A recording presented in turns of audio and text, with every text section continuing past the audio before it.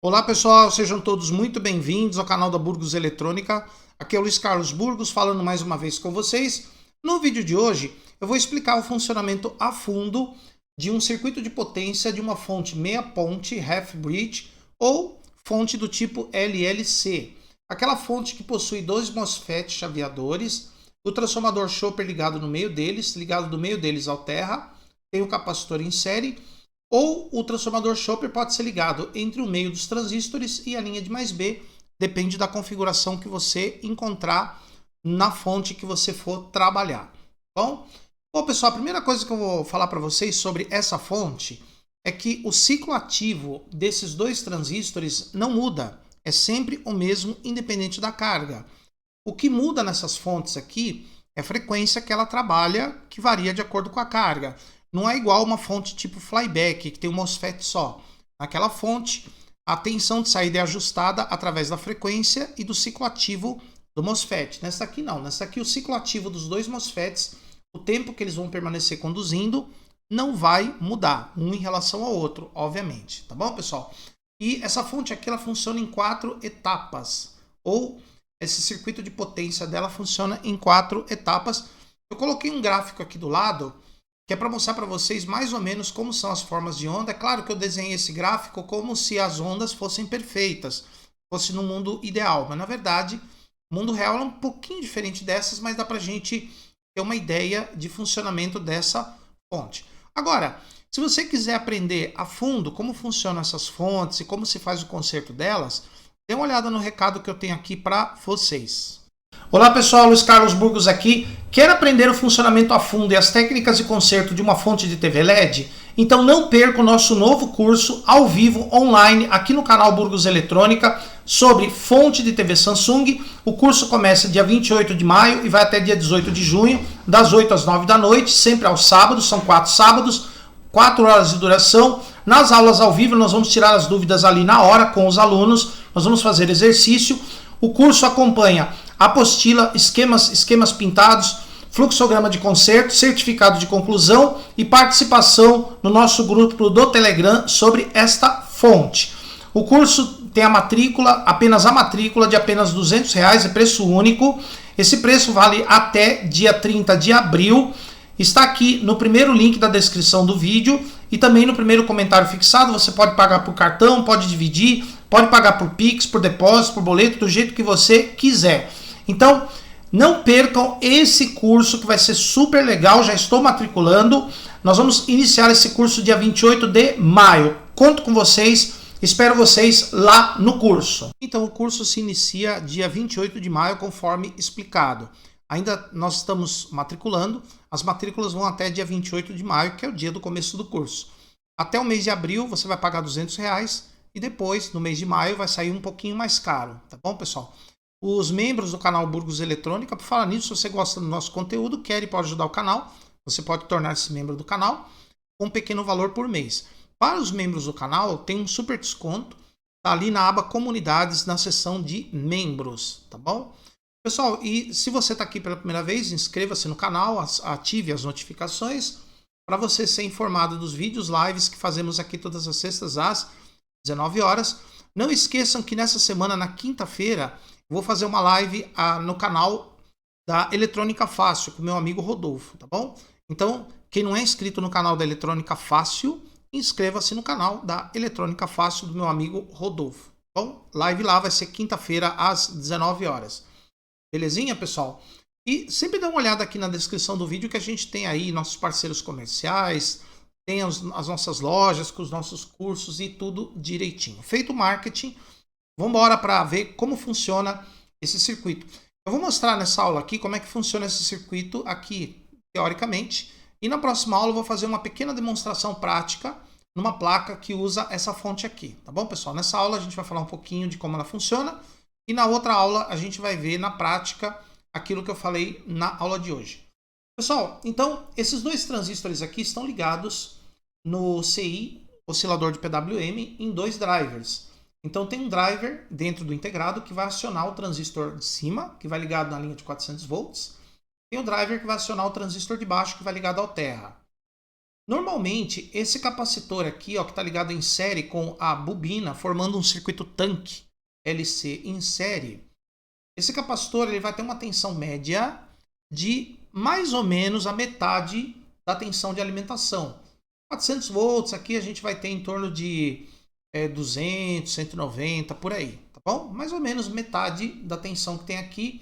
E daí, pessoal, quando o circuito for oscilar, né, quando o circuito estiver funcionando, a tensão no capacitor ela vai variar usando uma referência fixa. A referência fixa vai ser a metade do valor da tensão que tem aqui. Quer dizer que a tensão no capacitor ela vai variar para mais e para menos daquela referência com uma onda senoidal, como nós mostramos aqui no gráfico, tá? Então a gente vai ter uma onda senoidal semelhante a uma tensão alternada aqui nesse capacitor. E através dessas variações de corrente também é que nós vamos ter a tensão induzida no secundário, tá bom? Pessoal, o circuito aqui é dividido em 4 partes, que é a condução do primeiro MOSFET, a condução do segundo MOSFET, e entre eles nós temos um pequeno intervalo de tempo chamado dead time, ou tempo morto. É um intervalo de tempo entre a condução de um e a condução do outro. Nesse intervalo, nenhum dos transistores conduz. Por que tem esse intervalo?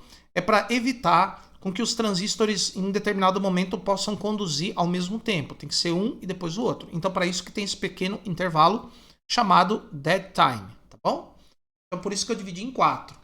A condução do transistor de cima, do transistor de baixo e o dead time, que é o pequeno intervalo de tempo entre elas, entre a condução de um e a condução do outro. Bom?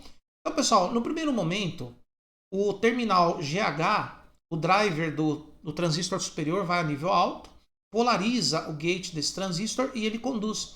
Circula uma corrente por ele, daí vai começar a subir a corrente aqui pela bobina, né? Vocês sabem que a bobina, a corrente vai subindo devagar e vai começar a carregar esse capacitor aqui, ó.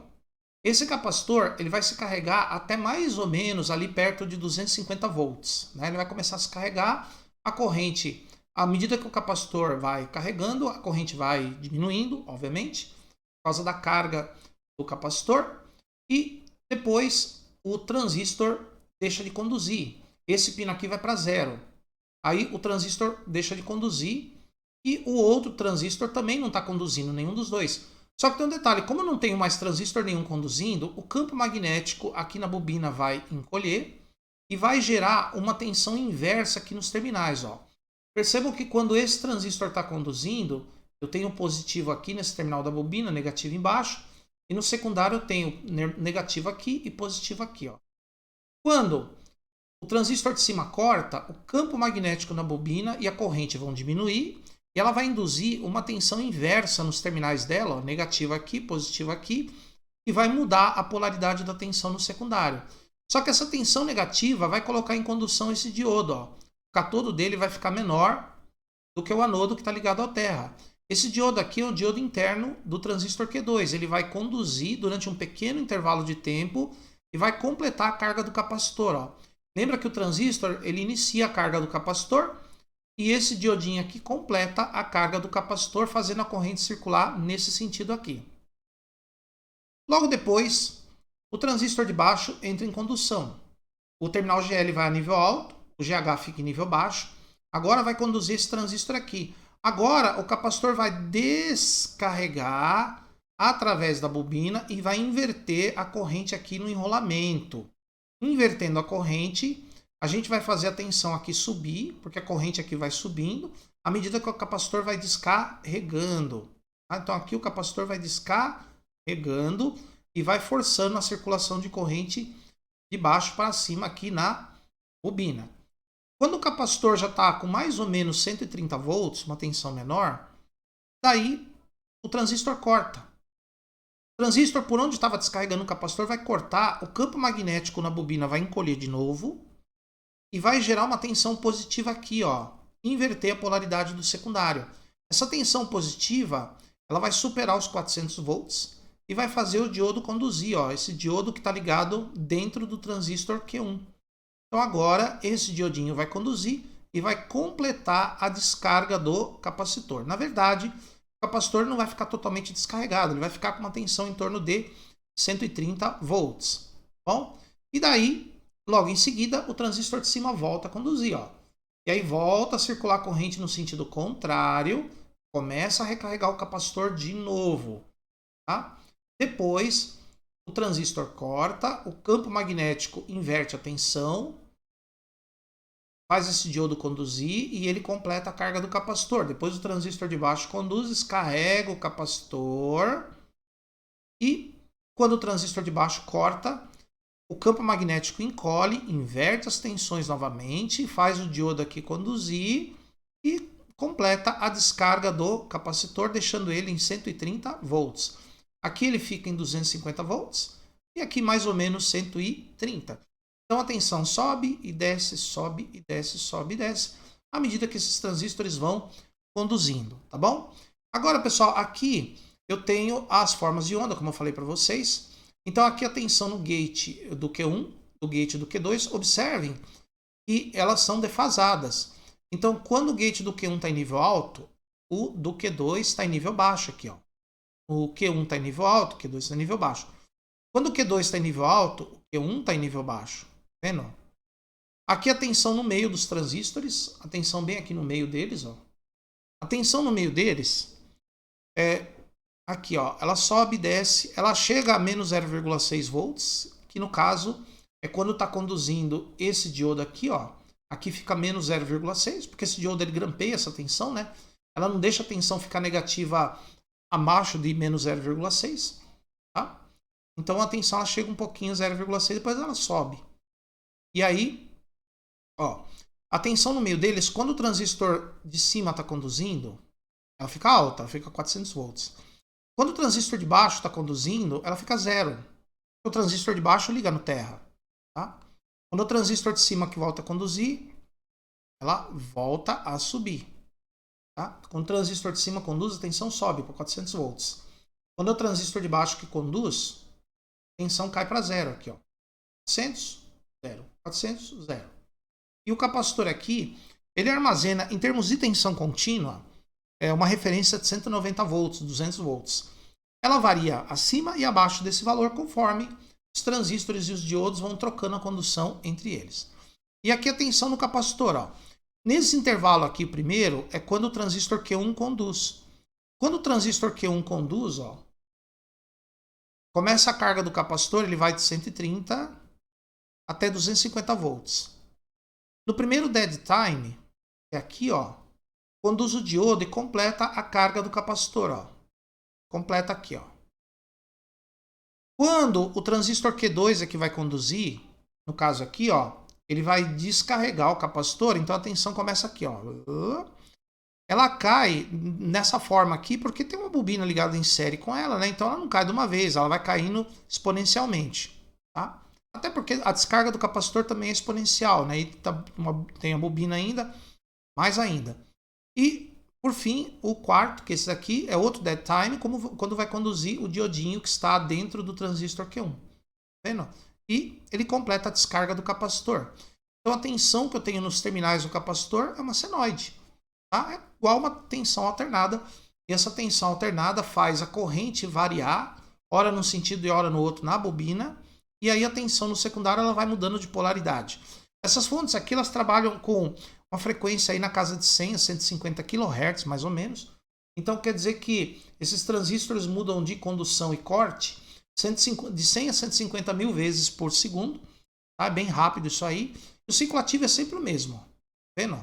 É o mesmo ciclo ativo os dois transistores, só que é um invertido um em relação ao outro. Tá bom, pessoal? Então eu espero que vocês tenham entendido o procedimento aqui, como funciona essas fontes de potência, essas fontes half-bridge, LLC. Uma curiosidade, se chama LLC porque eu tenho uma bobina. Na verdade, aqui eu tenho duas bobinas. Ah, o secundário? Não, não é o secundário. No primário, eu tenho duas bobinas. Eu tenho a indutância total do transformador Chopper. E eu tenho uma pequena indutância chamada indutância de fuga. Então, o transformador Chopper ele tem a indutância principal e tem uma pequena indutância chamada indutância de fuga. Então, aqui dentro é como se no primário eu tivesse duas bobinas em série. Uma bobina maior, que é a indutância principal dele, e uma bobina pequenininha, que é a indutância de fuga. Tá bom? A indutância de fuga ela não transfere energia para o secundário, tá bom? É só a indutância principal. Então eu tenho dois L's aqui e um C, que é esse capacitor. Como eu falei para vocês, ó, nessa configuração, a bobina e o capacitor vão ligados no meio dos transistores por terra, mas existe uma configuração em que esses dois componentes vão ligados no meio dos transistores para a linha de mais B. Tá bom, pessoal? Espero que vocês tenham gostado. Aproveitem o curso que a gente vai ter ao vivo online. Dia 28 de maio vai começar. Tá, pessoal? O preço dele é R$200. Para quem é membro, tem uma promoção. Pode dividir no cartão, pode comprar no Pix, no boleto, etc. Do jeito que você quiser. Tá bom? Pessoal, nos vemos aqui no próximo vídeo. No próximo vídeo eu vou mostrar um pouco da prática sobre esse circuito aqui. Beleza? Então, nos veremos aqui na nossa próxima aula.